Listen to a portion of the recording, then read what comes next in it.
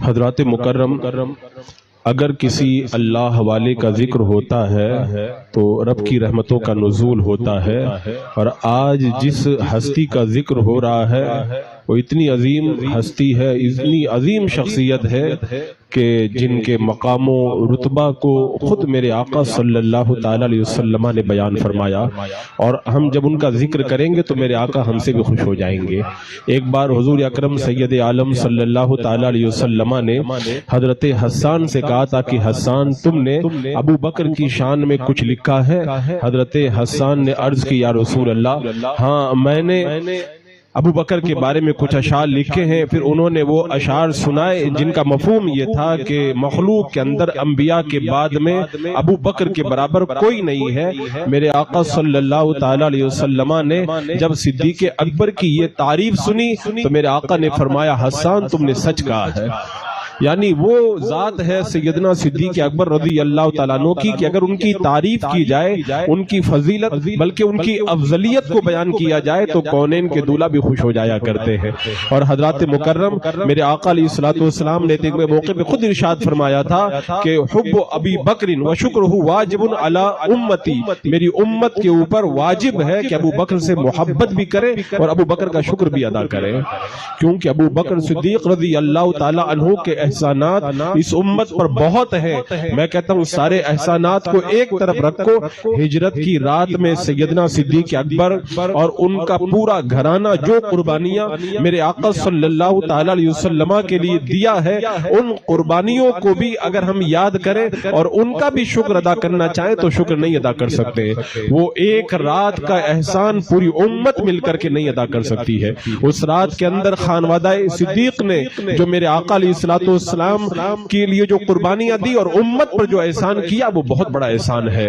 اور میں نے جو ابھی قرآن مقدس کی آیت کریمہ پڑھی ہے جس میں اللہ تبارک و تعالی ارشاد فرماتا ہے الذین آمنوا، وہ جو ایمان لائے، وہاجروا فی سبیل اللہ، اور اللہ کی راہ میں جنہوں نے ہجرت کی، اور وجاہدوا باموالہم وانفسہم، اپنے جان اور مال کو قربان کیا اللہ کی راہ میں۔ یہ تین کام جس نے کیے ہیں اللہ تبارک و تعالی نے ان کا انعام کیا بیان کیا، اولئک اعظم الدرجہ، ان کا مقام و رتبہ بھی بڑا ہے، اور کیا فرمایا واولئک هم الفائزون، اور یہ لوگ کامیاب بھی ہیں۔ یبشرہم ربہم برحمت من، اللہ تبارک و تعالی انہیں رحمت کی بشارت بھی دیتا ہے، ورضوان، اور اللہ ان کو راضی ہونے کی بشارت بھی دیتا ہے، وہ جنات، اور اللہ تبارک و تعالی انہیں جنتوں کی بھی بشارت عطا فرماتا ہے۔ میں کہتا ہوں اس آیت کریمہ کو آپ اپنی نظروں کے سامنے رکھ کے اس آیت کریمہ میں جو تین کام یا آپ کہہ سکتے ہیں کہ چار کام بیان کیے گئے، الذین آمنوا، جو ایمان لائے، وہاجروا فی سبیل اللہ، اور اللہ کی راہ میں ہجرت کی، وجاہدوا باموالہم، اپنے مال کو بھی قربان کیا، وانفسہم، اور اپنی جانوں کو بھی قربان کیا۔ یہ چار کام اگر آپ ان کا جائزہ صحابہ کرام کی زندگی کے اندر لے کر کے دیکھیں گے تو صحابہ کرام آپ کو ان معاملات کے اندر ایک سے بڑھ کر ایک نظر آئیں گے، لیکن میں پورے دعوے کے ساتھ یہ بات کہہ سکتا ہوں ان چاروں کاموں کے اندر سیدنا صدیق اکبر رضی اللہ تعالیٰ عنہ کا کوئی صحابی مقابلہ نہیں کر سکتا ہے۔ آپ ایک ایک کر کے دیکھتے جائیں۔ سب سے پہلے دیکھیں الذین آمنوا، وہ لوگ جو ایمان لائے۔ ایمان لانے کے اندر سیدنا صدیق اکبر کا جو مقام و رتبہ ہے، میرے آقا صلی اللہ تعالی علیہ وسلم نے دو پیارے بول کے اندر اس کو ارشاد فرما دیا۔ میرے آقا علیہ السلام ارشاد فرماتے ہیں جس پر بھی میں نے ایمان پیش کیا اس نے توقف اور تردد کیا، سوائے صدیق اکبر کے میں نے ابو بکر پر ایمان کو پیش کیا تو بغیر کسی توقف اور تردد کے وہ ایمان لے آئے ہیں۔ تو ایمان لانے میں حضرت سیدنا صدیق اکبر کا یہ مقام ہے۔ اسی لیے حضرت عمر رضی اللہ تعالیٰ عنہ نے ایک موقع پر ارشاد فرمایا تھا اگر پوری روئے زمین کے لوگوں کا ایمان ابو بکر کے ایمان کے ساتھ میں وزن کیا جائے تو ابو بکر کا ایمان سارے لوگوں کے زیادہ بھاری ہو جائے گا، سارے لوگوں کے ایمان سے زیادہ وزنی ہو جائے گا۔ اور جب وہ آیت کریمہ نازل ہوئی وَلَوْ أَنَّا كَتَبْنَا عَلَيْهِمْ أَنِ اقْتُلُوا أَنفُسَكُمْ، اگر ہم ان پر فرض کر دیتے کہ وہ اپنے آپ کو قتل کریں تو حضرت صدیق اکبر کا ایمان دیکھیں۔ میرے آقا صلی اللہ تعالی علیہ وسلم کی بارگاہ میں حاضر ہو کر کے کہتے ہیں یا رسول اللہ اگر آپ حکم دے دیں تو ابھی گردن کاٹ کے میں آپ کی بارگاہ میں پیش کر دیتا ہوں۔ میرے آقا علیہ السلام نے فرمایا ابو بکر تم سچ کہتے ہو، تم سچ کہتے ہو۔ اتنا مضبوط ایمان ایمان اللہ تبارک و تعالیٰ نے سیدنا صدیق اکبر کو عطا فرمایا. جب میرے آقا صلی اللہ تعالیٰ علیہ وسلم معراج پہ تشریف لے گئے اور پھر واپس پلٹے ہیں, مقام ذی طویٰ میں پہنچے ہیں. آپ مکہ کے اندر داخل ہونے سے پہلے آپ سوچ رہے تھے کہ میں مکہ میں جاؤں گا, جب میں اس بات کو بیان کروں گا تو کفار مذاق اڑائیں گے اور وہ ان باتوں کو ماننے سے انکار کر دیں گے, کیونکہ رات کے تھوڑے سے حصے کے اندر مسجد حرام سے مسجد اقصی جانا, پھر آسمانوں کا سفر کرنا, جنت و جہنم کا نظارہ کرنا, یہ کفار کی عقلوں کے مطابق نہیں ہے. جب مقام ذی طویٰ میں پہنچے تو حضرت جبریل امین آئے اور میرے آقا علیہ السلام کی بارگاہ میں عرض کرتے ہیں آپ تشریف لے جائیں. میرے آقا علیہ السلام نے فرمایا لوگ مجھے جھٹلائیں گے, تو حضرت جبریل امین نے کہا چاہے آپ کو کوئی اور جھٹلائے لیکن ابو بکر آپ کی تصدیق کریں گے. یہ ایمانی قوت دے کے اللہ تعالیٰ فرماتا ہے الذین آمنوا, وہ لوگ جو ایمان لائے. ایسا ایمان آپ کو کس کا نظر آئے گا؟ حضرت سیدنا صدیق اکبر رضی اللہ تعالیٰ عنہ کو اللہ تبارک و تعالیٰ نے وہ ایمانی قوت عطا فرمائی تھی. میں آگے بڑھنے سے پہلے ایک جملہ کہنا چاہوں گا. آج کے اس دور کے اندر ہمیں سب بزرگوں کی یادیں تو منانی ہے اور سیدنا صدیق اکبر کا ذکر تو کرنا ہی کرنا ہے, لیکن میں یہ بات آپ سے بائی فورس کہنا چاہوں گا, جب سیدنا صدیق اکبر رضی اللہ تعالیٰ عنہ کا آپ ذکر سنیں تو اس زمانے کے اندر حضرت سیدنا صدیق اکبر کے کردار کی بہت زیادہ ضرورت ہے, بہت زیادہ ضرورت ہے, کیونکہ آج پھر حالات ایسے بنتے چلے جا رہے کہ کفر و شرک آج مسلمانوں کے خلاف شیر ہوتا ہوا نظر آ رہا ہے. تو ایسے ماحول کے اندر جب مکہ کے اندر حضرت ابوبکر صدیق نے کفر کی آنکھوں میں آنکھیں ڈال کر کے جن جرأتوں کا اور جن یقین اور استقامت کا مظاہرہ کیا تھا, آج سیدنا صدیق اکبر کی زندگی کو پڑھ کر ہمیں ویسی ہی ایمانی قوت کو پیدا کرنا چاہیے. حضرت سیدنا صدیق اکبر کا ایمان جب آپ دیکھیں گے نا, اللہ اکبر کبیرہ, اللہ تبارک و تعالیٰ نے انہیں وہ ایمانی قوت عطا فرمائی تھی. آپ صلح حدیبیہ کا موقع یاد کریں. صلح حدیبیہ کے اندر جب عمرہ کرنے سے صحابہ کرام کو اور میرے آقا علیہ السلام کو روک دیا گیا, حضرت عمر فاروق رضی اللہ تعالیٰ عنہ جیسے صحابی بھی تڑپ گئے اور میرے آقا علیہ السلام کی بارگاہ میں آ کر کے کہتے ہیں, جس کا مفہوم یہی ہے کہ یا رسول اللہ کیا ہم حق پر نہیں ہیں؟ میرے آقا علیہ السلام نے فرمایا ہم ضرور حق پر ہیں. کہا یا رسول اللہ کیا آپ اللہ کے سچے رسول نہیں ہیں؟ میرے آقا نے فرمایا کیوں نہیں, میں اللہ کا سچا رسول ہوں. میرے آقا صلی اللہ تعالیٰ علیہ وسلم کی بارگاہ میں حضرت عمر عرض کرتے ہیں یا رسول اللہ پھر ہم لوگ ایسی صلح دب کر کے کیوں کر رہے؟ تو میرے آقا صلی اللہ تعالیٰ علیہ وسلم نے فرمایا تھا میں اپنے رب کی رضا پر راضی ہوں. عرض کرنے لگے یا رسول اللہ آپ نے تو کہا تھا کہ ہم عمرہ کریں گے. میرے آقا علیہ السلام نے فرمایا تھا ہاں ہم عمرہ کریں گے. اب ان سوالات کرنے کے بعد میں حضرت عمر فاروق جب سیدنا صدیق اکبر کے پاس گئے, یہی سوالات حضرت ابو بکر سے بھی کیے. حضرت ابو بکر نے بھی وہی جواب دیا جو میرے آقا علیہ السلام نے عطا فرمایا تھا. اور آخر میں جب انہوں نے کہا کہ کیا ہم عمرہ نہیں کریں گے, تو حضرت ابو بکر صدیق نے کہا کیوں نہیں, ہم عمرہ کریں گے اور ضرور عمرہ کریں گے. یعنی حضرت صدیق اکبر کے دل کے اندر ایمانی ایسی قوت تھی, حالات کتنے بھی سخت سے سخت کیوں نہ ہو جائے لیکن وہ پگھلتے نہیں تھے, وہ دبتے نہیں تھے. اسی لیے حضرت عمر فاروق رضی اللہ تعالیٰ عنہ کہا کرتے تھے اگر مجھے ابو بکر کی رات کی ایک نیکی مل جائے اور دن کی ایک نیکی مل جائے تو میں اپنی زندگی کی ساری نیکیاں دینے کے لیے تیار ہوں. کسی نے پوچھا حضور وہ رات والی نیکی کون سی ہے اور وہ دن والی نیکی کون سی ہے؟ تو رات والی نیکی تو وہی ہے جب کونین کے دولہا کو اپنے کندھوں پہ بٹھا کے حضرت صدیق اکبر غار ثور کی طرف جا رہے تھے. ابھی اس کا میں ذکر کروں گا. اور دوسری وہ نیکی جب مرتدین کا فتنہ اٹھا تھا, اس وقت حضرت ابو بکر صدیق نے جہاد کر کے اپنے جس منصب خلافت کا حق ادا کیا تھا, یہ رات اور دن والی دو نیکیاں مل جائیں نا, عمر اپنی ساری نیکیاں دینے کے لیے تیار ہے. الذین آمنوا, وہ لوگ جو ایمان لائے اور اس کے بعد میں الذین آمنوا وہاجروا فی سبیل اللہ. دوسرا کام اللہ نے کیا بتایا؟ اللہ کی راہ میں ہجرت کی. میں کہتا ہوں سارے صحابہ کی ہجرت بے مثال ہے, لیکن جو ہجرت حضرت ابو بکر صدیق نے کی ہے نا, جب میں اس جملے پہ پہنچتا ہوں تو مجھے بڑی خوشی ہوتی ہے.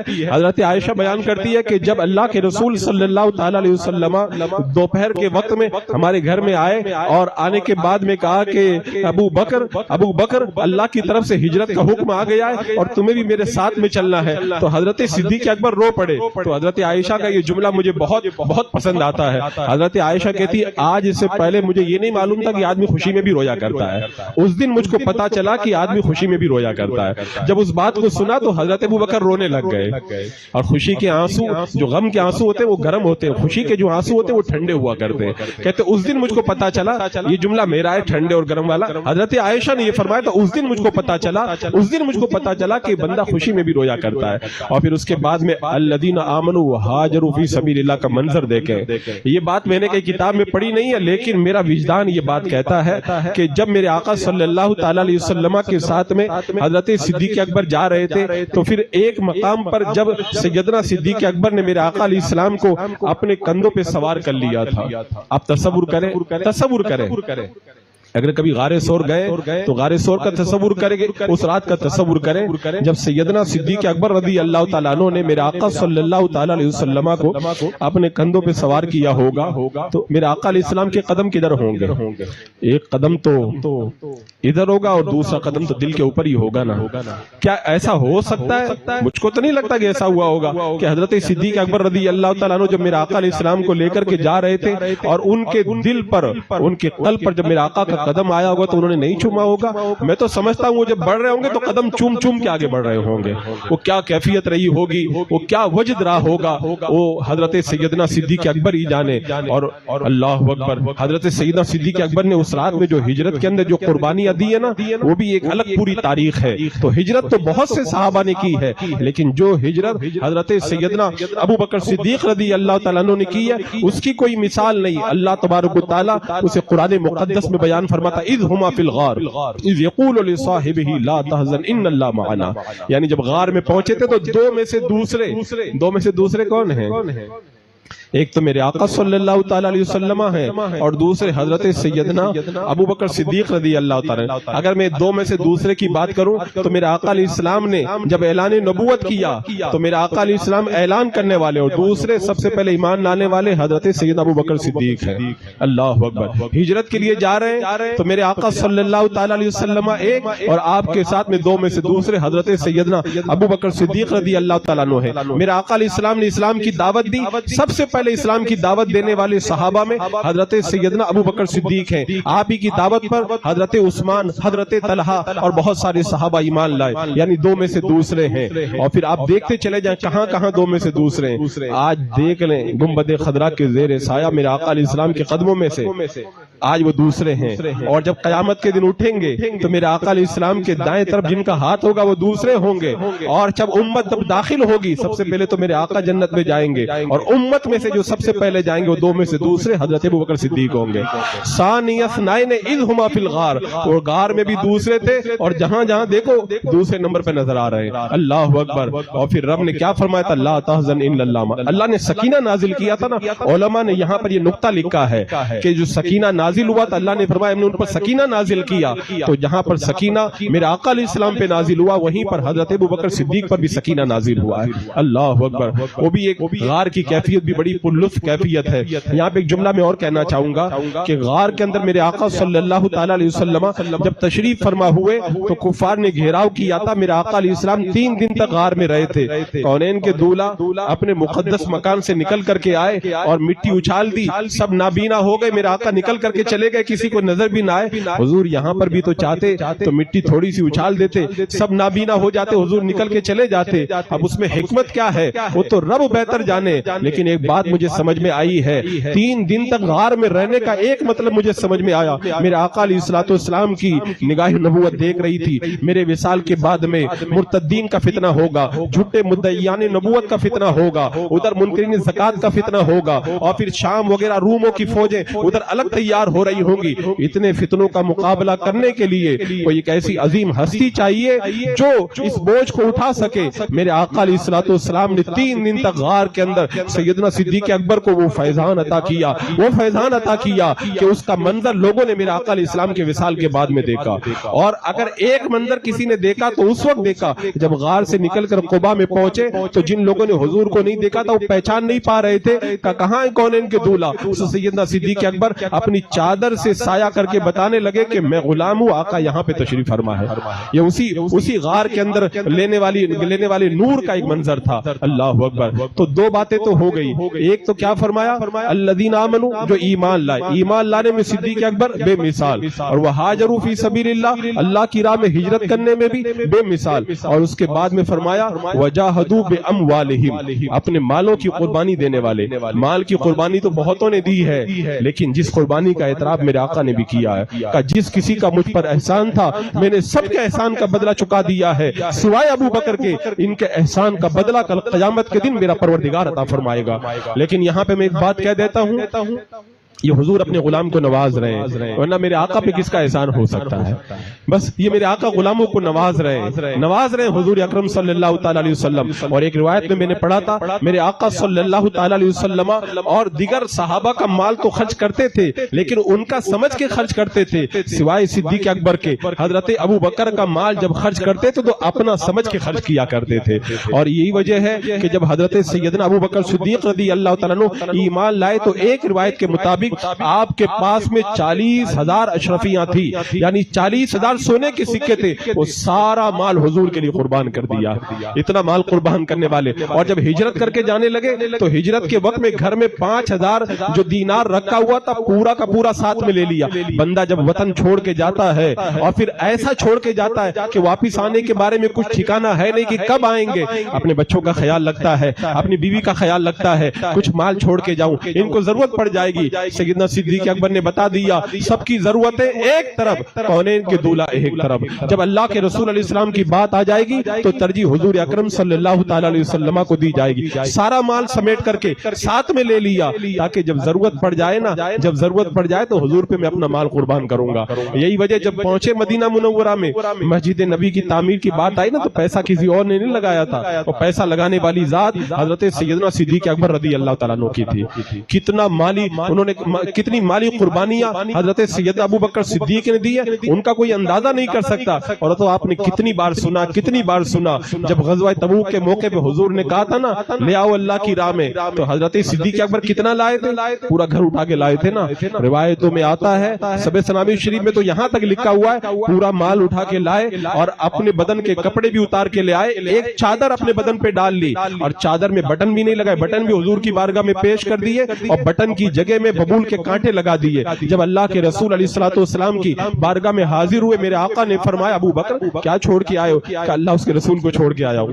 یہاں پہ ایک نقطہ بتا دوں میں، حضرت صدیق اکبر کا عقیدہ دیکھیں، میرے آقا تو سامنے بیٹھے ہوئے ہیں کہ اللہ اس کے رسول کو چھوڑ کے آیا ہوں۔ صدیق اکبر نے بتا دیا حضور یہاں پر بھی ہیں اور میرے گھر پر بھی ہے، سنا ہے آپ ہر عاشق کے گھر تشریف لاتے ہیں، میرے گھر میں بھی ہو جائے چراغاں یا رسول اللہ۔ یعنی صدیق اکبر کا عقیدہ ہے حضور یہاں ہے تو کیا ہوا، حضور تو میرے گھر پر بھی موجود ہے۔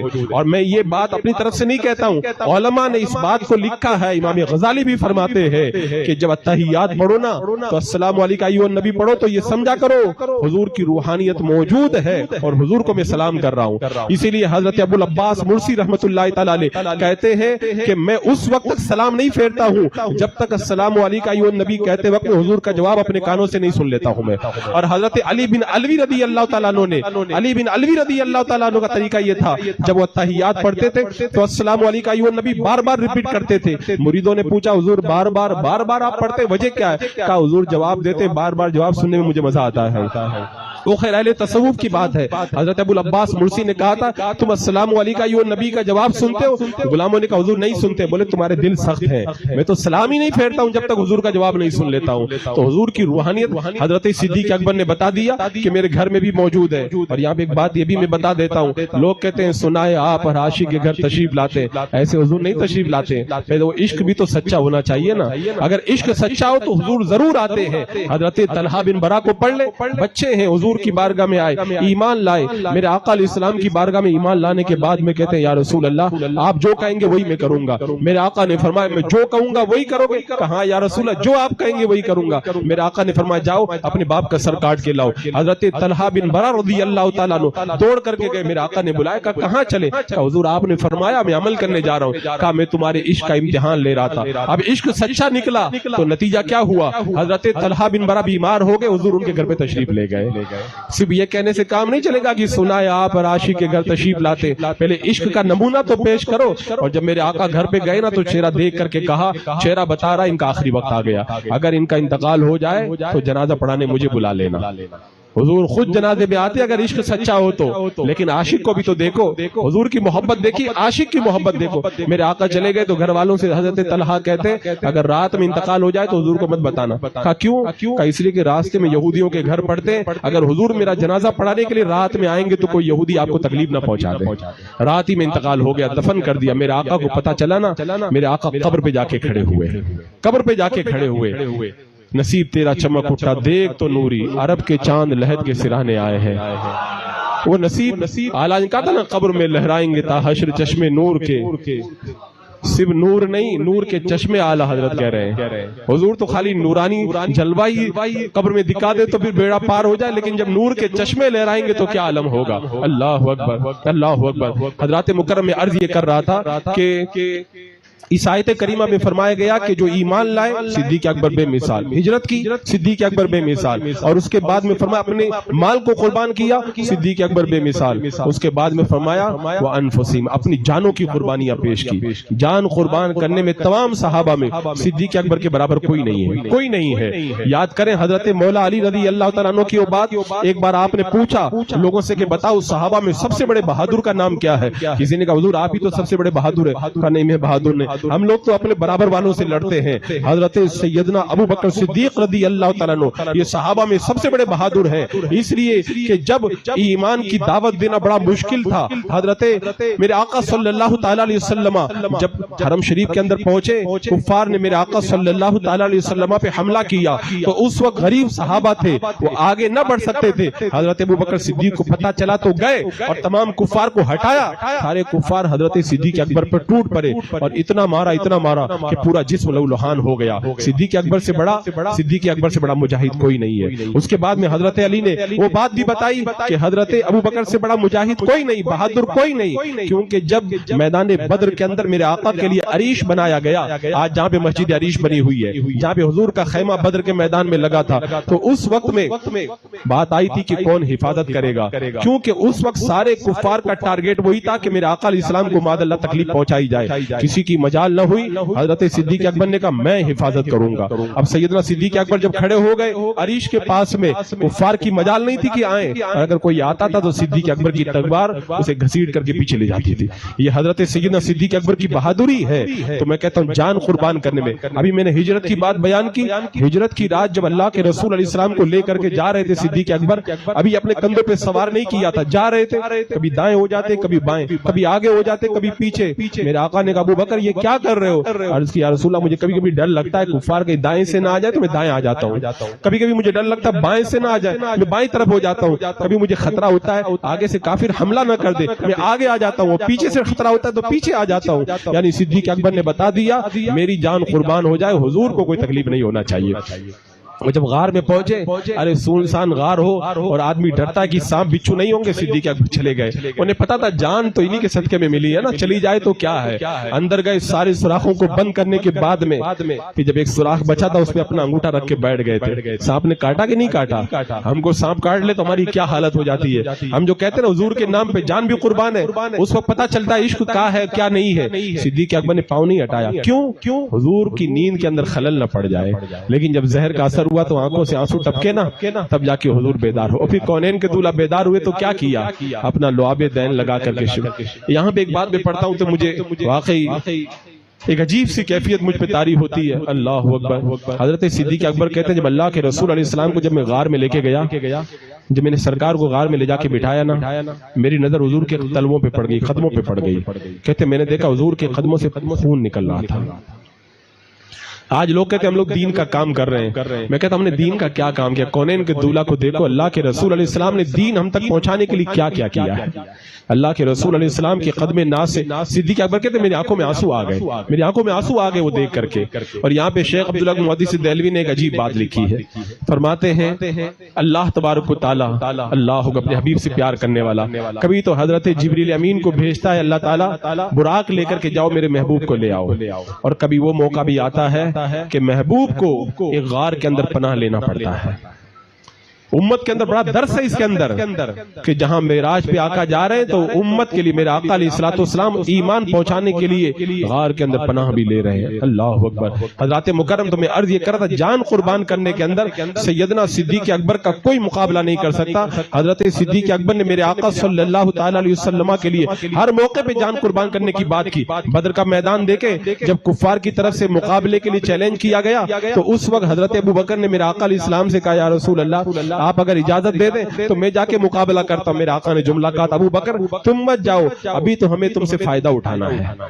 حضرت علی نے بھی یہ بات اس وقت کہی تھی جب مرتدین کے خلاف لشکر روانہ ہو رہا تھا تو اس وقت صدیق اکبر بھی جانے لگے. حضرت علی نے روک لیا کہ آج میں آپ کو جانے کی اجازت نہیں دوں گا, میں وہی بات کہوں گا جو بات کونین کے دولہ نے بدر میں آپ سے کہی تھی. آپ اگر چلے گئے تو پھر یہ پورا کا پورا نظام اتل پتل ہو کر کے رہ جائے گا. یہ مقام و رتبہ ہے حضرت سیدنا صدیق اکبر کا.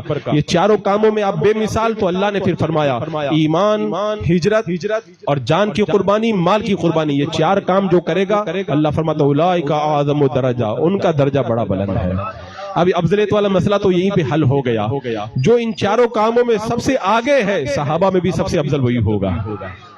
اولئک اعظم الدرجہ واولئک هم الفائزون, اور یہی کامیاب بھی ہے. اور انعام کیا ہے؟ یبشرہم ربہم برحمت منہ, اللہ کی طرف سے رحمت کی بشارت ہے. ورضوان, اللہ کی طرف سے ان کو رضا کی خوشنودی کی بشارت ہے. اور جنات, اللہ نے ان کو جنتوں کی بشارت دی ہے. تو حضرت سیدنا صدیق اکبر کے جنتی ہونے میں کوئی شبہ ہی نہیں ہے.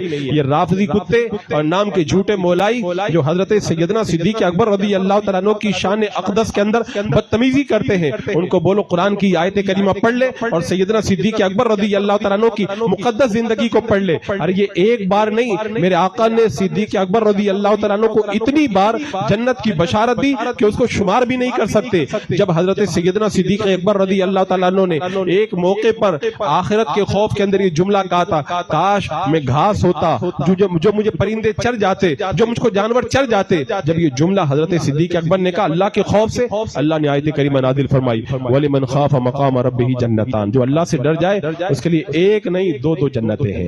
جنت کی بشارت مل رہی ہے. میرے آقا علیہ الصلوۃ والسلام جب معراج پہ گئے واپس آئے, کہا کہ میں نے جنت کے اندر ایک محل دیکھا تھا. میں نے جبریل امین سے پوچھا تھا جبریل یہ محل کس کا ہے؟ حضرت جبریل نے کہا یہ محل آپ کے غلام ابو بکر صدیق کا ہے. جنتی ہونے میں کون شبہ کر سکتا ہے؟ ایک بار میرے آقا صلی اللہ تعالی علیہ وسلم نے فرمایا 360 ایسی خصلتیں ہیں ان میں سے ایک بھی اگر کسی کو مل جائے وہ جنت میں چلا جائے گا. حضرت ابو بکر صدیق نے کہا یا رسول اللہ ان میں سے 360 میں سے کوئی ایک خصلت بھی میرے اندر ہے؟ میرے آقا نے فرمایا ابو بکر ایک نہیں وہ 360 پوری تمہارے اندر موجود ہے. ان کے جنتی ہونے میں کون شبہ کر سکتا ہے؟ ایک بار کونین کے دولہ صلی اللہ تعالی علیہ وسلم نے جب یہ ذکر کیا قیامت کے دن روزے داروں کو روزے کے دروازے سے بلایا جائے گا, نمازیوں کو نماز کے دروازے سے بلایا جائے گا, صدقے والوں کو صدقے کے دروازے سے, جہاد والوں کو جہاد کے دروازے سے. حضرت ابو بکر صدیق نے کہا یا رسول اللہ کوئی ایسا بھی ہے جس کو سارے دروازوں سے بلایا جائے؟ میرے آقا نے فرمایا ابو بکر تم ہی تو ہو جن کو سارے دروازوں سے بلایا جائے. اتنے بڑے جنتی. ایک بار کونین کے دولہ صلی اللہ تعالی علیہ وسلم نے ارشاد فرمایا کہ میں جنت میں گیا تو میں نے جنت کے اندر جنت کے محلات دیکھے, وہ نعمتیں دیکھی. تو حضرت صدیق اکبر نے کہا کہ یا رسول اللہ میں بھی ساتھ میں ہوتا تو میں بھی دیکھتا. میرے آقا علیہ السلام نے فرمایا ابو بکر وہ تمہارے لیے ہے. اور ایک بار اللہ کے رسول علیہ الصلوۃ والسلام نے صبح کے وقت میں پوچھا آج کس نے روزہ رکھا؟ حضرت صدیق اکبر نے کہا میں نے رکھا یا رسول اللہ. کہا آج کس نے جنازہ پڑھا؟ کہا یا رسول اللہ میں نے پڑھا. کہا آج کس نے مریض کی عیادت کی؟ کہا میں نے کی. کہا آج کس نے مسکین کو کھانا کھلایا؟ کہا یا رسول اللہ میں نے کھلایا. میرے آقا نے فرمایا 4 خصلتیں جس میں جمع ہو جائے وہ جنتی ہے. وہ اگر میں کہتا ہوں وہ جنتی ہونے کی جو بشارت ہے نا صدیق اکبر کی وہ جمع کی جائے نا تو ایک مکمل تقریر بن جائے. جس کے بارے میں اتنی بشارتیں ہو اس کے جنتی ہونے میں لوگ شبہ کریں, معاذ اللہ انہیں غاصب کہیں, انہیں ظالم کہیں, اور ان کے بارے میں یہ جملہ ادا کریں کہ حضرت مولا علی پہلے خلیفہ تھے, حضرت ابو بکر نے معاذ اللہ ظلم کر کے وہ خلافت کا منصب ان سے لے لیا.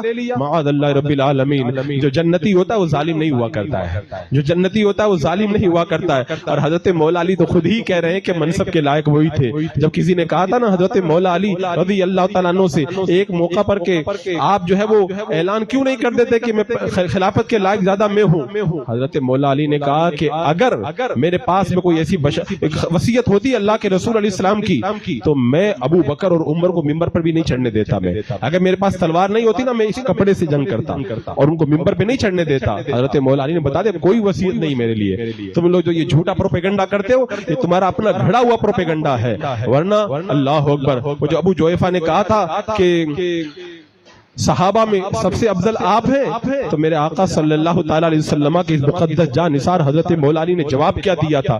جواب کے اندر فرمایا تھا ابو جویفہ رک جاؤ میں تم کو بتاتا ہوں صحابہ میں افضل کون ہے. کہا صحابہ میں سب سے افضل حضرت ابو بکر صدیق ہے. کہا بتاؤں اس کے بعد میں کون ہے. کہا بتائیے. کہا اس کے بعد میں صحابہ میں سب سے افضل حضرت عمر رضی اللہ تعالیٰ عنہ ہے. اور ایک بار تو کسی نے جب یہ جملہ کہہ دیا نا کہ میں نے آج تک آپ سے بہتر کسی کو نہیں دیکھا, حضرت مولا علی کا جلال دیکھو, جلال میں آ کر کے آپ نے کیا فرمایا تھا, تو نے حضور کو دیکھا ہے صلی اللہ تعالی علیہ وسلم. کا نہیں دیکھا. کہ اگر تو نے حضور علیہ الصلوۃ والسلام کو دیکھا ہوتا یہ جملہ تو کہہ دیتا نا آج میں تیری گردن کاٹ کے رکھ دیتا.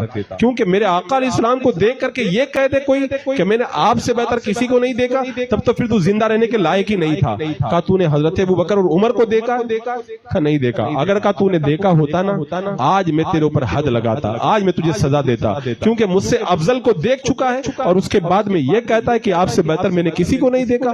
حضرت مولا علی رضی اللہ تعالیٰ عنہ کا کردار تو یہ. ایک بار کسی نے حضرت ابو بکر صدیق رضی اللہ تعالیٰ عنہ کے بارے میں نازیبا کلمات کہہ دی, نازیبا کلمات, تو حضرت علی نے قتل کرنے کے لیے تلوار نکال لی.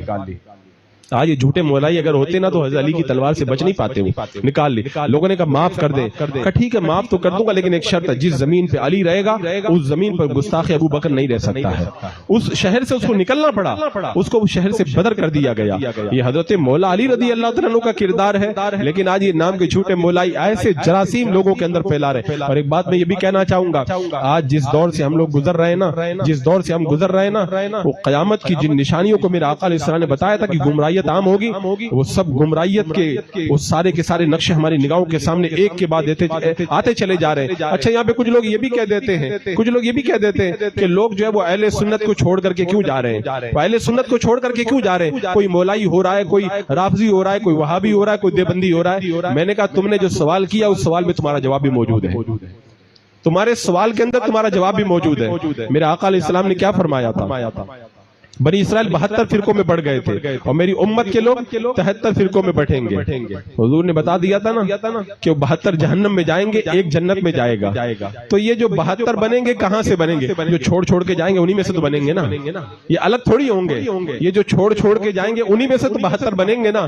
تو جو چھوڑ کے جا رہے ہیں اس کا مطلب وہ 72 کے اندر جا رہے ہیں وہ لوگ, اور جو چھوڑ کر کے نہیں جا رہے اس کا مطلب وہ جنتیوں میں سے ہیں. حضور نے تو خود ہی بتا دیا تو چھوڑ کے جانا ہی جانا ہے. میرے آقا جو کہہ دے کیا اس کے خلاف ہوگا؟ حضور نے بتا دیا تھا کہ ان میں 72 ہوں گے. 72 ہونے کا مطلب کیا, یہ 72 فرقے ہوں گے, یہ چھوڑ کے جائیں گے. ایسا تھوڑی کہ کفار و مشرکین میں سے 72 فرقے ہوں گے, انہی میں سے ہوں گے, انہی میں سے.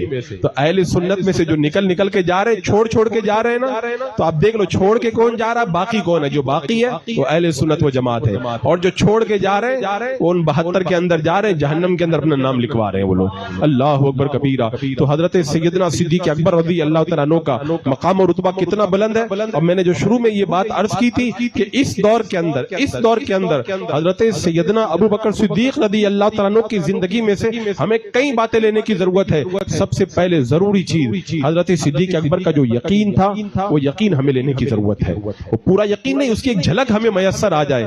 آج ہمارا ایمان اتنا کمزور ہے, ذرا حالات خراب ہوتے کبھی ہم دائیں چلے جاتے, کبھی بائیں چلے جاتے, کبھی کہتے ہیں وہابی سے مل لو, کبھی کہتے ہیں اس کے ساتھ میں بیٹھ جاؤ, کبھی کہتے ہیں اس سے اتحاد کر لو. حضرت صدیق اکبر کا مزاج میں آپ کو بتاتا ہوں. جب زکات کے بارے میں لوگوں نے انکار کی آواز اٹھائی تو حضرت صدیق اکبر کا جملہ, اللہ اکبر, ایک جملے کے اندر پورا اپنا کردار صدیق اکبر نے پیش کر دیا. کہا جو اونٹ زکات کے اندر حضور کی بارگاہ میں لاتے تھے اور اونٹ کے گھٹنوں کو باندھنے کے لیے جو رسی لاتے تھے, اگر وہ ایک رسی بھی نہیں دیں گے نا, ابو بکر تلوار نکال کے ان سے جہاد کرے گا. حضرت حضرت عمر فاروق نے کہا تھا، حضرت عمر فاروق نے کہا تھا نرمی کیجئے، کہا عمر اسلام لانے سے پہلے تو اتنے سخت تھے، اسلام لانے کے بعد میں اتنے نرم ہو گئے۔ ابو بکر ان سے جہاد کرے گا۔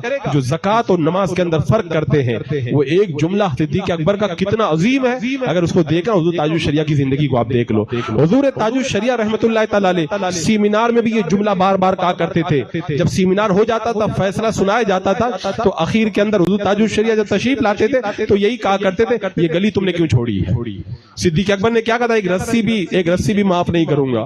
حضرت حضور تاج الشریعہ کیا فرمایا کرتے تھے؟ یہاں پہ تم نے گلی کیوں چھوڑی ہے؟ یعنی حضور تاج الشریعہ کی نظریں دیکھ رہی تھی کہ جس طرح حضرت صدیق اکبر نے فرمایا تھا، اگر ایک رسی کو معاف کیا گیا، کل کہیں گے یہ معاف کر دو، وہ معاف کر دو، وہ معاف کر دو، پورا دین ہی بگاڑ کے رکھ دیں گے۔ اور حضور تاج الشریعہ نے بتا دیا، اگر گلی چھوڑ دی گئی، راستہ چھوڑ دیا گیا، لوگ کہیں گے پھر یہ بھی تو کر لو نا، یہ بھی تو کر لو نا، پوری سنیت کا ستیہ ناش کر کے رکھ دیں گے۔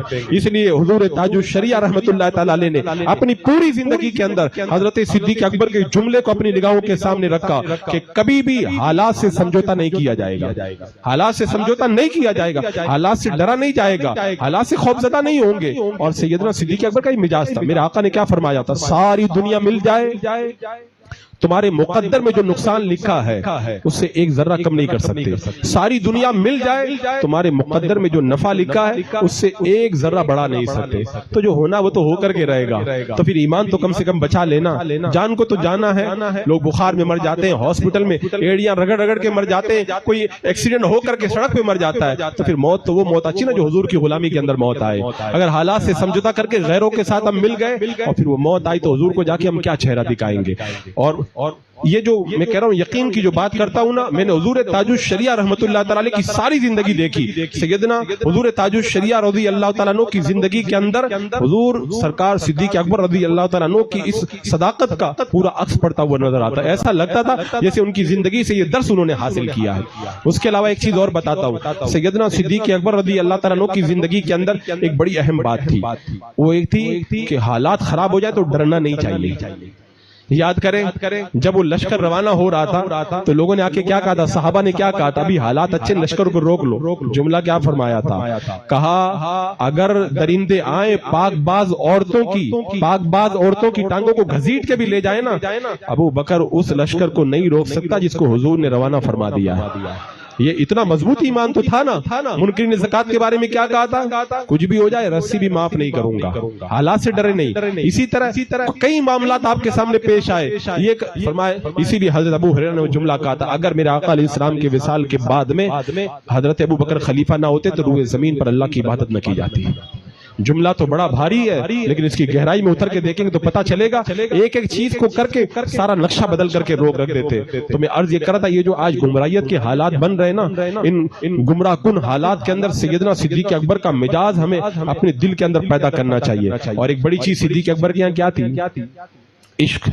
ہم لوگ یہ تو کہتے ہیں کہ ہم عاشق رسول ہیں، لیکن میں کہتا ہوں کبھی سیدنا صدیق اکبر کی زندگی کو سامنے رکھ کر کے اپنے عشق کو ذرا جانچ کر کے دیکھو، لگے گا ہی نہیں کہ ہم لوگ عاشق رسول ہیں، کہیں سے بھی نہیں لگے ہم لوگ عاشق رسول ہیں۔ ہمارے اندر صرف برائے نام عشق پایا جاتا ہے۔ حقیقی عشق اگر پیدا کرے تو سیدنا صدیق اکبر کے نقش قدم پہ چلنا ہوگا۔ کیا کہا تھا اپنے بیٹے سے؟ ایمان لے آئے ان کے بیٹے، کہا تھا کہ بدر کے میدان میں کافروں کی طرف سے آیا تھا، ابا جان آپ میری تلوار کے نیچے کئی مرتبہ آ گئے تھے، میں نے سوچا کہ ابا جان ہے، میں نے تلوار ہٹا لی تھی۔ صدیق اکبر نے کہا تو نے باپ سمجھ کے چھوڑ دیا تھا، اگر تو میری تلوار کے نیچے آ جاتا میں تجھے بیٹا سمجھ کے نہیں چھوڑتا، میں حضور کے تو مقابل میں آیا تھا یہ سمجھ کے میں تجھے قتل کر دیتا تھا۔ یہ عشق حضرت سیدنا صدیق اکبر کا تھا۔ اور علماء نے تو یہاں تک لکھا ہے کہ حضرت ابو بکر صدیق کا انتقال بھی حضور کے عشق ہی میں ہوا ہے۔ رات جب ہو جاتی تھی حضرت ابو بکر صدیق گھر پہ جاتے تھے، سب تو سو جاتے ہوں گے، صدیق اکبر کو نیند نہیں آتی تھی، رات بھر بےتاب رہتے تھے، کب صبح ہو، کب حضور کی بارگاہ میں جاؤں، حضور کا چہرہ میں دیکھوں۔ اور علماء نے لکھا جب میرے آقا علیہ السلام کا وصال ہو گیا تو حضور کی محبت کے اندر اندر صدیق اکبر گھلنے لگے۔ وہ جو چند مہینے، وہ 2 سال اور کچھ مہینے جو رہ گئے تھے، وہ اسی طرح اندر گھلتے رہے۔ اور پھر ایک دن خواب میں میرے آقا صلی اللہ تعالی علیہ وسلم کو دیکھا کہ یا رسول اللہ آپ کی یاد بہت ستاتی ہے۔ میرے آقا نے فرمایا ابو بکر جلد ملاقات ہوگی، جلد ملاقات ہوگی۔ پھر سیدنا صدیق اکبر کا جو علماء فرماتے جو انتقال ہوا نا، حضور کی محبت ہی میں انتقال ہوا ہے۔ وہ ایسے عشق کے اندر ایسے وہ فنا ہو گئے تھے۔ میں نے پڑھا تھا عوارف المعارف کے اندر شیخ شہاب الدین سہروردی رحمۃ اللہ تعالی علیہ فرماتے ہیں کہ ان کے سینے میں جو راز تھا نا صدیق اکبر کے دل کے اندر، اور میرے آقا نے بھی جملہ کہا تھا کہ ابو بکر کی جو فضیلت ہے وہ اس راز کی وجہ سے جو ابو بکر کے دل میں ڈال دیا گیا۔ تو حضرت شیخ شہاب الدین سہروردی رحمۃ اللہ تعالی علیہ کہتے ہیں کہ اگر کسی کو چلتی پھرتی لاش دیکھنی ہو تو ابو بکر کو دیکھ لے۔ لاش کا مطلب کیا؟ یعنی بظاہر تو وہ زندہ ہے لیکن حقیقت کے اندر ایسے فنا ہو گئے جیسے لگتا زندہ ہے ہی نہیں وہ، ورنہ ان کی زندگی تو ہمارے لاکھوں لوگوں کی زندگی سے بہت اعلیٰ تھی، لیکن وہ عشق کے اندر ایسے فنا ہو گئے تھے۔ اللہ اکبر کبیرہ۔ حضرات مکرم سیدنا صدیق اکبر رضی اللہ تعالیٰ عنہ کا عرس آتا ہے، ان کی زندگی ہم سنتے ہیں۔ میں کہتا ہوں سال بھر کے اندر آپ انہیں معمول بنا لیں۔ میرے حضور غوث پاک کے وظائف میں دیکھا ہے جب وہ دعا کرتے تھے تو حضرت صدیق اکبر کے وسیلے سے، اس کے بعد حضور کے وسیلے سے، یہ دو وسیلہ وہ دعا کے اندر لگایا کرتے تھے۔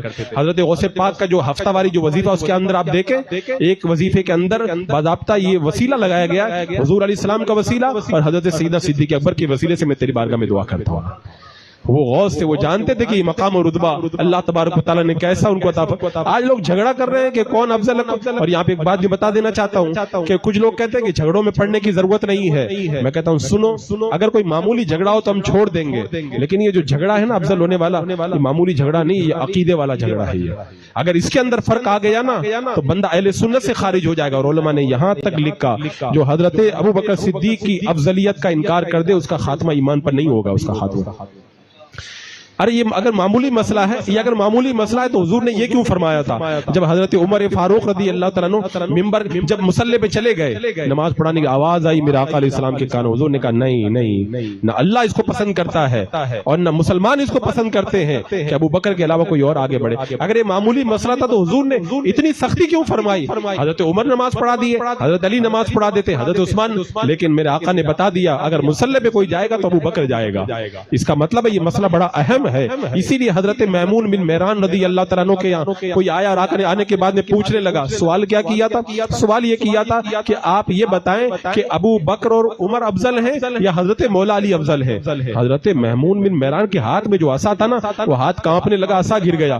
مجھے نہیں معلوم تھا کہ میں اس زمانے تک زندہ رہوں گا جس زمانے میں لوگ یہ باتیں کریں گے کہ ابو بکر اور عمر سے بھی کوئی افضل ہے۔ یعنی صحابہ تو یہ سننا ہی گوارا نہیں کرتے تھے، صحابہ تو یہ سننا ہی نہیں گوارا کرتے تھے۔ اور یہاں پہ میں کہا کرتا ہوں ہم سنی ہیں، ہم حنفی ہیں، ہم حضرت مولا علی سے پیار کرتے ہیں، ہم اہل بیت سے پیار کرتے ہیں۔ ان ساری چیزوں کا تقاضا یہ ہے کہ حضرت ابو بکر صدیق کو افضل مانے۔ کیوں؟ سنی کی تعریف کیا کی گئی ہے؟ میرے آقا نے فرمایا ایک جنت میں جائے گا، جنتی کی پہچان کیا ہے؟ ما انا علی و صحابی، جو میرا راستہ ہے اور جو میرے صحابہ کا راستہ۔ صحابہ کا راستہ کیا ہے؟ حضرت عبداللہ بن عمر نے بھی کہا ہے، حضرت ابو ہریرہ نے بھی کہا ہے کہ صحابہ کے زمانے میں جب ہم بیٹھ کر کے باتیں کرتے تھے اور کہتے تھے صحابہ میں سب سے افضل کون، تو کہتے تھے حضرت ابو بکر صدیق، کا ان کے بعد کا حضرت عمر فاروق۔ کہہ رہے ہم باتیں کرتے تھے، حضور کی بارگاہ میں یہ باتیں پہنچتی ہوتی تھی نا، حضور نے انکار نہیں کیا۔ میرے آقا نے بتا دیا جو میرے صحابہ کا طریقہ ہے وہی اہل سنت کا طریقہ، وہی جنتیوں کا طریقہ ہے، تو اسی طریقے پر ہم بھی ہیں۔ حنفیوں کا طریقہ کیا ہے؟ امام اعظم ابو حنیفہ سے پوچھا گیا اہل سنت کس کو کہتے ہیں؟ کہ اہل سنت کہتے ہیں اس کو جو حضرت ابو بکر اور حضرت عمر کی فضیلت کا قائل ہو اور حضرت عثمان اور حضرت علی سے پیار کرے۔ تو حضرت امام اعظم نے بتا دیا کہ جو حنفی ہوگا وہ حضرت ابو بکر صدیق کو افضل مانے۔ ہم قادری بھی تو ہیں نا، غوث پاک نے کیا لکھا ہے؟ صحابہ میں سب سے افضل حضرت ابو بکر صدیق ہے۔ تو قادری ہونے کا بھی تقاضا یہی ہے۔ ہم حضرت مولا علی سے پیار کرتے ہیں، حضرت مولا علی کی محبت کا بھی تقاضا یہی ہے۔ اسی لیے جب کسی نے کہہ دیا تھا کہ صحابہ میں حضرت علی سب سے افضل ہے، حضرت مولا علی نے جامع مسجد میں جمع کر کے کہہ دیا تھا مجھے یہ پتا چلا ہے لوگ مجھے فضیلت دے رہے ہیں ابو بکر اور عمر پر، آج کے بعد اگر کسی نے یہ بات کہی نا 80 کروڑوں کی سزا میں اس کو دوں گا۔ تو میں کہتا ہوں کہیں سے بھی جا کے دیکھ لو، حضرت امام جعفر صادق کا قول آپ دیکھ لو، حضرت امام زین العابدین کا دیکھ لو۔ امام زین العابدین سے جب کسی نے پوچھ لیا تھا ابو بکر کے بارے میں کیا کہتے ہیں؟ کہ صدیق اکبر کے بارے میں، تو سامنے والا کہنے لگا کہ آپ ان کو صدیق کہتے ہیں؟ کہا ان کو میں صدیق نہیں کہتا ہوں، ان کو اللہ نے صدیق کہا ہے، ان کو مسلمانوں نے صدیق کہا ہے، انہیں اللہ کے رسول نے صدیق کہا ہے۔ جو ان کو صدیق نہ مانے اللہ اس کی تصدیق نہ کرے۔ اللہ اکبر۔ یعنی حضرت امام زین العابدین نے بتا دیا وہ صدیق ہے، اور صدیق کا مرتبہ انبیاء کے بعد سب سے بلند ہوا کرتا ہے۔ تو حضرت اہل بیت کا بھی عقیدہ یہی تھا۔ حضرت مکرم آپ حضرت صدیق اکبر سے اگر پیار کریں نا تو یہ ایمان اور عقیدہ بچانا بہت ضروری ہے۔ اگر اس ایمان اور عقیدے پر آپ کا اٹیک ہو گیا تو پھر سمجھ جاؤ کہ آگے جا کر کے معاملہ بڑا سنجیدہ ہے۔ اور یہ بڑا پیچیدہ معاملہ ہو جائے گا. اور آج تو میں دیکھ رہا ہوں کہ ہمارے نوجوان ایسے گمراہیت کی طرف دوڑتے ہوئے چلے جا رہے ہیں. لوگ مجھ سے بار بار چونکہ یہ سوال کرتے ہیں کہ گمراہیت بڑھ کیوں رہی ہے, گمراہیت بڑھ کیوں رہی ہے. تو اس کا سیدھا سادہ جواب تو یہی ہے, پہلے گمراہ کرنے کے لیے پکڑ پکڑ کے گمراہ کرنا پڑتا تھا, اب کہیں بیٹھ کے گمراہ نہیں کرنا پڑتا. ایک جگہ بندہ بیٹھ کے ساری دنیا کو گمراہ کر سکتا ہے. یہ میڈیا نے بہت آسان کر دیا. پہلے فتنہ اٹھتا تھا اور پھر مہینوں لگ جاتے تھے اس کو پھیلنے میں. آج صبح کے وقت فتنہ اٹھتا ہے, دوپہر میں جوان ہو جاتا ہے, اور شام ہوتے ہوتے پوری آبادی کے لیے وہ آزار بن جایا کرتا ہے. ایسے حالات پیدا ہو گئے. اللہ اکبر. اور ان حالات کے اندر ان فتنوں سے بچنے کا میں سمجھتا ہوں 3 راستہ ہے. اگر اپنا ایمان اور عقیدہ بچانا ہو ان فتنوں سے تو 3 کام آپ کو کرنا ہوگا. پہلا کام, خود علم دین حاصل کریں. اگر خود علم دین نہیں حاصل کر سکتے تو علماء سے بالکل جڑ کر کے رہیں, اور اگر علماء سے آپ کٹ کر کے رہیں گے تو پھر اپنا ایمان و عقیدہ نہیں بچا پائیں گے. اور تیسرا کام یہ کریں کہ بد مذہبوں سے دوری اختیار کریں. بد مذہبوں سے دور, ارے آپ جیسے بیماری پھیل جاتی ہے, جب بیماری پھیل جاتی ہے تو آپ کو جراثیم سے بچنا پڑتا ہے, اور جراثیم سے بچنے کے بعد میں اچھی غذا لینا پڑتا ہے, اور اچھی غذا کے ساتھ میں وہ طبیب جو رہتے بیماری کا علاج کرنے والے ان کے پاس میں ان سے جڑ کر کے رہنا پڑتا ہے. تو یہ جو گمراہیت کے جراثیم پھیل رہے, ان جراثیم سے دور رہو, اور اس کے بعد میں اچھی غذا, علم دین اپنے اندر پیدا کرو, علم دین حاصل کرو. پھر اس کے بعد میں ایمان اور عقیدہ بچانے والے جو ہمارے طبیب علماء کرام ہیں ان سے اپنا دامن وابستہ کر کے رکھو. یہ 2 الگ الگ مکمل ٹاپک ہے. پہلا ٹاپک علماء سے دوری کا نتیجہ کیا نکل رہا ہے, علماء کے ساتھ میں جڑ کے کیا رہنا چاہیے. اس پہ انشاءاللہ میں مکمل تقریر کروں گا. یہ بڑا اہم عنوان ہے جو میرے ذہن میں آیا ہے. اس کے بعد میں دوسرا بڑا اہم عنوان یہ ہے کہ لوگ گمراہ کیوں ہو رہے ہیں, گمراہ ہونے کی وجہ کیا ہے, اور گمراہ جو لوگ کرتے ہیں اس کے طریقے کیا ہیں. یہ انشاءاللہ کل جمعہ کے اندر میں مکمل اس پر تقریر کروں گا. لوگوں کو گمراہ کیسے کیا جاتا ہے, میں نے غور کیا تو مجھے تقریباً 50 کے قریب مجھے چیزیں سمجھ میں آئی, جن میں سے 25-30 کو میں نے نوٹ کر کے رکھا ہے. انشاءاللہ کل جمعہ کے اندر اس پر میں گفتگو کروں گا. یہاں پر میں آپ کی توجہ اس لیے دلا دیا ہوں کہ سیدنا صدیق اکبر کا جب عرس منایا جائے تو یہ مولائی فتنہ جو ہمارے لیے آزار بن چکا ہے, اس فتنے سے اپنے ایمان اور عقیدے کو بچانا بہت ضروری ہے. اللہ تبارک و تعالی ہمیں صحیح معنوں کے اندر سیدنا صدیق اکبر کا غلام بننے کی توفیق عطا فرمائے. اور حضرت صدیق اکبر رضی اللہ تعالیٰ عنہ کا جو کردار ہے وہ ہمیں اپنے اندر بھی پیدا کرنا ہے, اپنی نسلوں کے اندر بھی ہمیں اس اسپرٹ کو جو ہے وہ منتقل کرنا ہے. کیونکہ آنے والا وقت میں کبھی کبھی سوچتا ہوں, مجھے بڑی تکلیف ہوتی ہے. ہم لوگ تو جیسے تھے زندگی ہماری گزر گئی, یہ جو ہماری نسلیں آ رہی ہیں ان کا کیا ہوگا, نسلوں کا کیا ہوگا. اس سے کہ ہر طرف سے وہ لوگ گھرے ہوئے ہیں. اسکول میں جاتے ہیں, صرف الہاد اور ارتداد کے سوا انہیں کچھ نہیں پڑھایا جا رہا ہے. الہاد اور ارتداد ان کو پڑھایا جا رہا ہے. چونکہ کئی جگہ پروگرامات میرا جانا ہوا ہے, جہاں پر بھی جاتا ہوں نوجوان یہی رونا روتے ہیں, ہمارے بچے اسکول میں پڑھنے جاتے ہیں, اسکول میں ان کو یہ پڑھایا جاتا ہے. ہم بچوں کو کیا کریں, اسکول پڑھائیں یا گھر میں بٹھا کر کے رکھیں. ہمارے بچوں کا ایمان ویسے, ہماری عورتوں کا ایمان وہ بھگوا ٹیرپ کے اندر انہیں پھنسا کر کے ایسا الجھا دیا گیا ہے کہ ایک کے بعد ایک جو ہے وہ گمراہیت کی طرف عورتیں بڑھتی چلی جا رہی ہیں. اور رہ گیا نوجوان طبقہ سوشل میڈیا سے جڑ کر کے ایسے اپنے ایمان کو غارت کر رہا ہے. اللہ اکبر. جو کچھ نہیں جانتا تو وہ آ کر کے ہم سے پوچھتا ہے کہ بتاؤ یہ حدیث میں کہاں پہ لکھا ہوا ہے, یہ حدیث میں کہاں پہ لکھا ہوا ہے.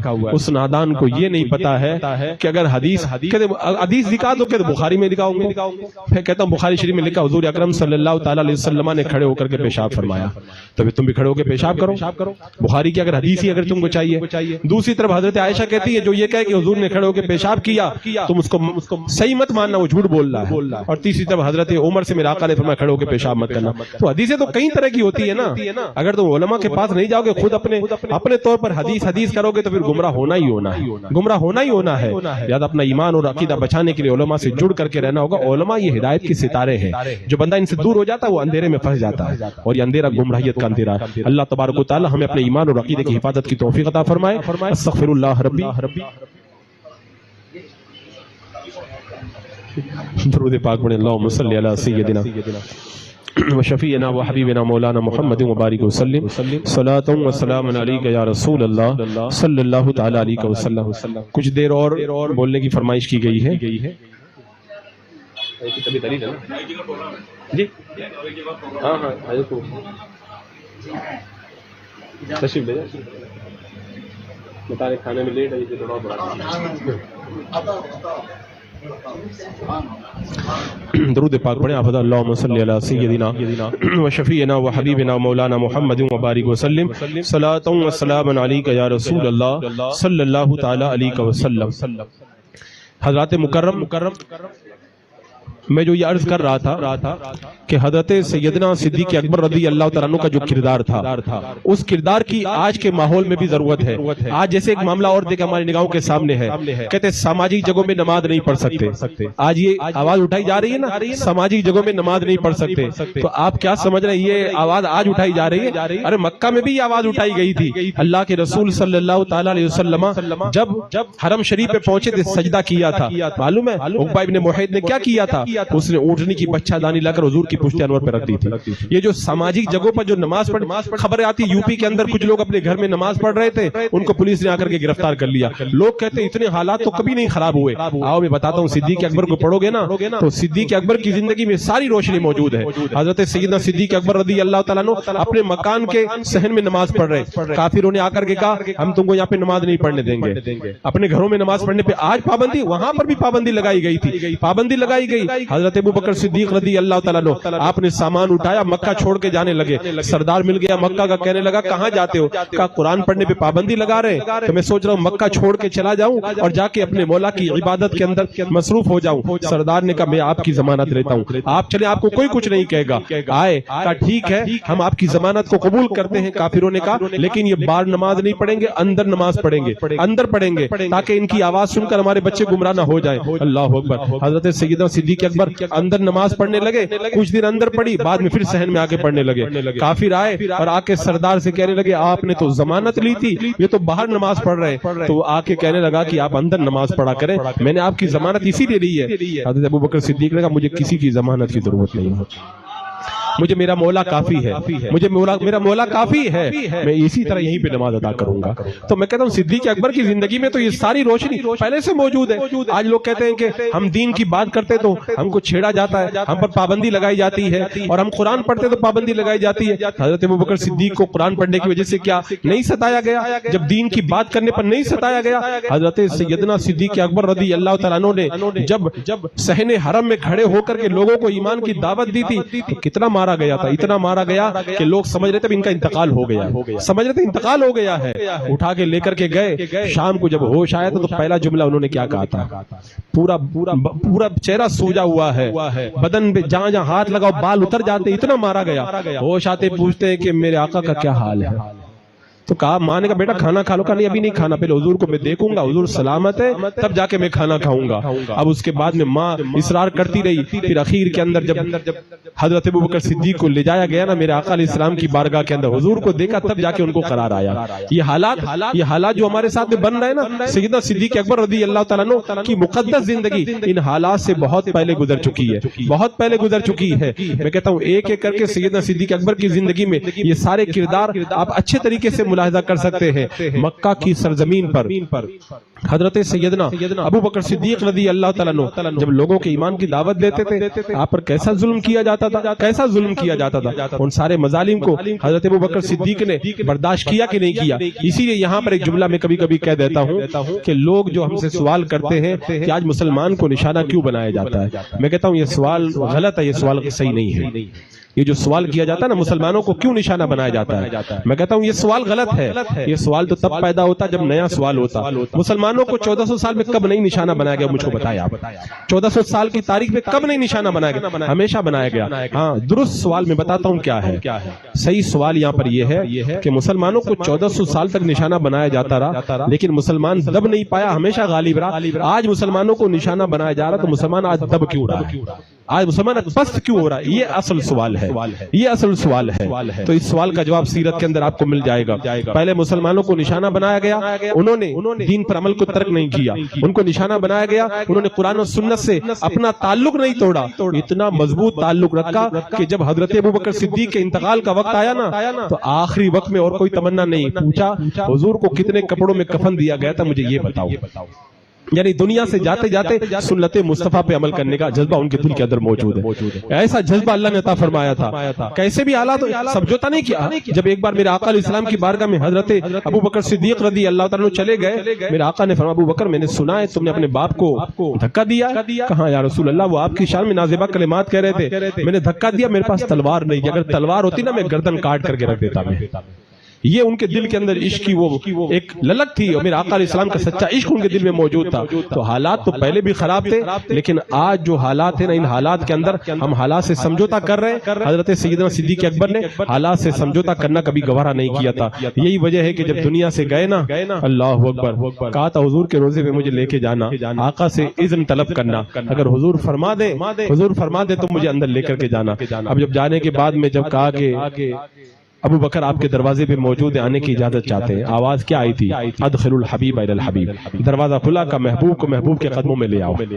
یہ لوگ جو کہتے ہیں نا کہ حضرت ابو بکر صدیق رضی اللہ تعالیٰ جنتی نہیں ہے، ان کو بولو صدیق اکبر تو آج بھی جنت ہی میں لیٹے ہوئے ہیں، ابھی جنت کی کیاری میں لیٹے ہوئے نا، آج بھی جنت میں لیٹے ہوئے. ہم اہل سنت و جماعت کا یہ عقیدہ ہے کہ اس میں تو اختلاف ہے کہ مکہ افضل ہے یا مدینہ افضل ہے، لیکن اس میں کسی کا اختلاف نہیں ہے. اچھا، اس اختلاف کو بھی اعلیٰ حضرت نے یہ کہہ کر کے بند کر دیا کہ طیبہ نسائی افضل، مکہ ہی بڑا زائد. ہم عشق کے بندے ہیں، پھر کیوں بات بڑھائیے. اور شیخ عبدالحق مودودی سے بڑی پیاری بات کہی یہاں پر، بولے جھگڑا مت کرو، حضور جب مکہ میں تھے تو مکہ افضل تھا، جب مدینے میں آئے تو مدینہ افضل ہو گیا، مدینہ افضل ہو گیا ہے.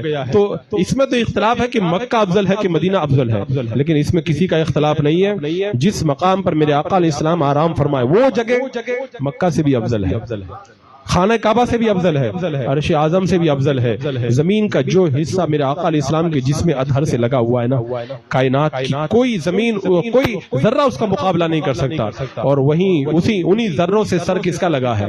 سیدنا صدیق اکبر رضی اللہ تعالیٰ عنہ کا سر بھی وہیں پہ لگا ہوا ہے. ایسی افضل جگہ میں وہ لیٹے ہوئے. میں کبھی کبھی کہا کرتا ہوں حضرت ابو بکر صدیق رضی اللہ تعالیٰ عنہ اگر آج اس علاقے میں نہ ہوتے جہاں پہ نجدیوں کا تسلط ہے، کہیں اور ہوتے نا، تو دنیا والے بتا دیتے کہ عرس کیسے منایا جاتا ہے.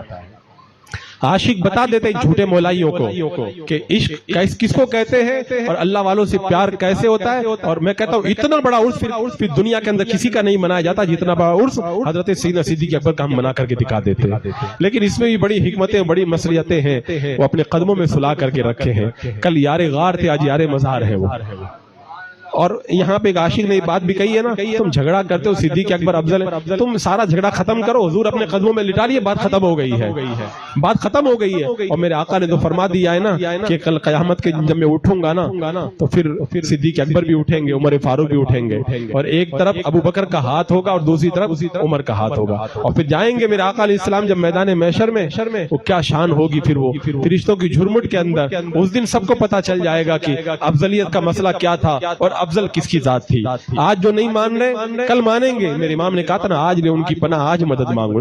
آج مانگ لو گے اور مان لو گے تو کام بن جائے گا. پھر قیامت کے میدان میں جو مانیں گے نا تو پھر بات نہیں بنے گی. اور یہاں پر ایک بات میں یہ بھی عرض کر دیتا ہوں، یہ سب باتیں ہم جو کرتے ہیں نا تو اس سے کوئی یہ نہ سمجھے کہ ہم صحابہ کے اندر کسی کا مقام گھٹانا چاہ رہے ہیں. حضرت مولا علی رضی اللہ تعالیٰ عنہ کا مقام تو اتنا بلند ہے. حضرت امام احمد بن حنبل یہ کہہ کر کے چلے گئے، فضیلت کی جتنی حدیثیں حضرت مولا علی رضی اللہ تعالیٰ عنہ کے بارے میں آئی ہے اتنی حدیثیں کسی صحابی کے بارے میں نہیں آئی ہے. لیکن وہ مسئلہ فضیلت کا ہے اور صدیق اکبر کا مسئلہ افضلیت کا مسئلہ ہے. فضیلت ثابت کرنے کے لیے دلیل قطعی کی ضرورت نہیں ہے. حدیث ضعیف سے بھی فضیلت ثابت کر سکتے ہیں، لیکن افضلیت ثابت کرنے کے لیے دلیل قطعی چاہیے. یہ عقیدے کا مسئلہ ہے اور عقیدے کا مسئلہ دلیل قطعی سے ثابت ہوتا ہے، اور اس کا جو انکار کر دے وہ اہل سنت سے خارج ہو جاتا ہے. ورنہ حضرت مولا علی کی شان تو یہ ہے، اللہ اکبر. میرے آقا صلی اللہ تعالیٰ علیہ وسلم نے اپنے لخت جگر کو ان کے نکاح میں دیا. حضرت امام حسن امام حسین کے والد بزرگوار ہیں.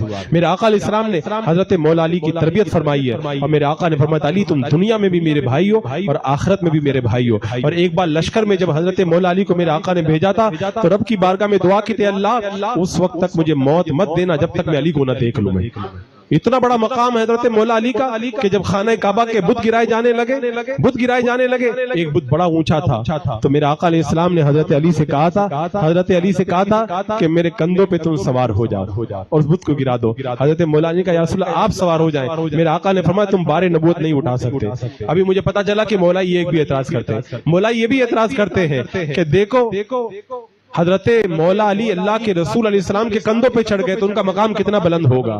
میں کہتا ہوں سنو, جب حضرت مولا علی نے یہ جملہ کہا تھا کہ حضور آپ میرے کندھوں پہ چڑھ کے بت کو گرا دیں, شیخ محقق کہتے ہیں کہ میرے آقا نے فرمایا تم نبوت کا بوجھ نہیں اٹھا سکتے, تم میرے کندھوں پہ سوار ہو جاؤ. اور ادھر جب غار ثور میں جا رہے تھے حضرت صدیق اکبر نے کہا تھا حضور میرے کندھوں پہ سوار ہو جائیں.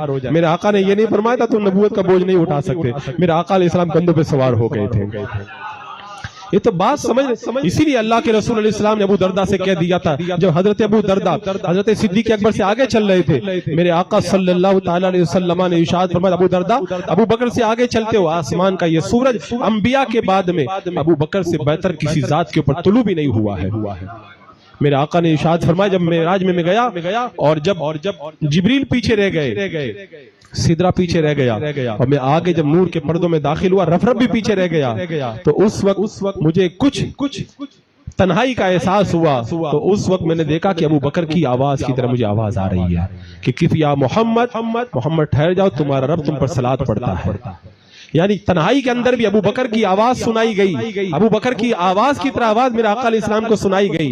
تو اس کا مطلب میرا آقا کا دل بہلتا ہے تو ابو بکر کی آواز سے دل بہلتا ہے, ابو بکر کی آواز سے میرے آقا علیہ السلام کا دل بہلتا ہے. پھر فضیلت کے بارے میں جھگڑا کرتے ہو, اللہ اکبر. میرے آقا صلی اللہ علیہ وسلم نے فرمایا میں اپنے رب کے سوا اگر کسی اور کو خلیل بناتا تو ابو بکر کو اپنا خلیل بناتا, ابو بکر کو اپنا خلیل بناتا. میرے آقا نے کیا فرمایا تھا جب کسی نے آ کے پوچھا تھا حضور آپ کے بعد میں صدقہ کس کو لا کر کے دیں, میرے آقا نے فرمایا ابو بکر کو لا کر کے دے دینا. اور جب میرے آقا علیہ السلام نے سودا کیا تھا اور پیسہ ادھار رکھا تھا تو جانے لگے تو حضرت علی نے کہا پوچھ کیا حضور آپ کا وصال ہو جائے تو پیسہ کس سے وصول کریں.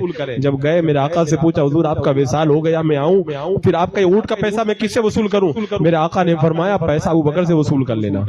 اب وہ جانے لگے حضرت علی کا پھر پوچھ کے اگر ابو بکر کا انتقال ہو جائے تو کس سے لوں. میرے آقا کی بارگاہ میں اس نے جا کے پوچھا تو کہا عمر سے لے لینا. اس کے بعد جا کے پھر پوچھا حضور اگر ابو عمر کا بھی انتقال ہو جائے تو یہ اونٹ کا پیسہ کون دے گا. میرے آقا نے فرمایا اگر ان کا بھی انتقال ہو جائے تو تم مر جانا. کتنی مرتبہ اللہ کے رسول علیہ السلام نے افضلیت کو بیان کیا. تو حضرت مولا علی رضی اللہ تعالیٰ عنہ کو میرے آقا نے کیا فرمایا تھا, میرے آقا نے فرمایا میرے کندھوں پہ سوار ہو کر کے بت کو تم گرا دو. جب بت کو گرایا حضرت مولا علی نیچے گرے. شیخ عبدالحق محدث دہلوی فرماتے ہیں کہ حضرت مولا علی مسکرانے لگے.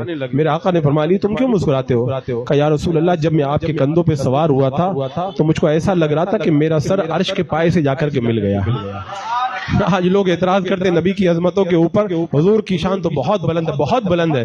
جو حضور کے کندھوں پہ سوار ہو جائے اس کا سر عرش کے پائے سے جا کے مل جاتا ہے, تو حضور کا سر اقدس کتنا بلند ہوگا اس کا کون اندازہ کر سکتا ہے.